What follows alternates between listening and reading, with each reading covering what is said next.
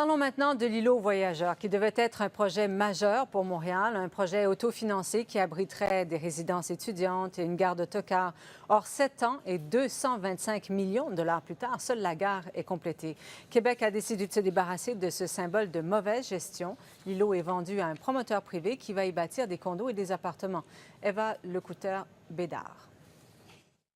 Ces transactions vont permettre donc de clore positivement le triste chapitre.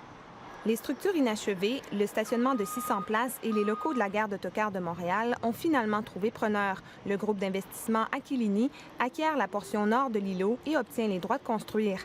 La transaction s'élève à 45 500 000 $. La Société immobilière du Québec, qui détenait les acquis depuis 2010, fait ainsi un gain de 22 millions, une fraction de ce qu'a coûté l'ensemble du projet abandonné en 2007, en raison notamment d'une mauvaise gestion attribuée à l'ancien recteur de l'UQAM, Roch Denis. Les contribuables québécois ont perdu 225 millions dans cet éléphant blanc. Il y a eu, je crois, beaucoup d'incompétence, effectivement, plutôt que de la malhonnêteté. Des questions quant à l'état du bâtiment ont été soulevées, mais le nouveau propriétaire ne s'en inquiète pas outre mesure. En fait, la structure est en relativement bonne condition. Il va y avoir des travaux de réfection ou de réparation. Le groupe Aquilini prévoit construire de 700 à 750 logements locatifs et condominiums au coût de 100 millions de dollars. Il promet que les prix seront raisonnables. Le gouvernement cède par ailleurs les activités d'exploitation de la gare à l'Agence métropolitaine de transport. On a pris un symbole négatif pour en faire un tremplin.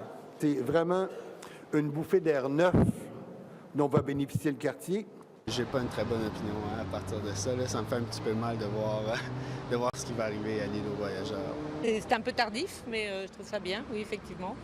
Québec accordera aussi une aide financière de 2 millions de dollars pour un projet pilote mis de l'avant par l'unité de travail pour l'implantation de logements étudiants. Le groupe, qui a lancé l'idée d'une formule de coopérative il y a quelques mois, s'en réjouit. Donc là, ce qu'on peut faire, c'est faire un premier projet selon un nouveau modèle de développement, majoritairement autofinancé, supporté par la communauté. Puis peut-être, on l'espère, que ce projet-là pourra faire des petits ailleurs au Québec. Les logements étudiants ne seront toutefois pas construits sur les terrains d'îlots voyageurs, mais bien ailleurs dans le quartier. L'emplacement exact n'a pas encore été trouvé. Quant à la partie sud du quadrilatère, les projets restent aussi à déterminer. Eva Lecouteur-Bédard, Radio-Canada, Montréal.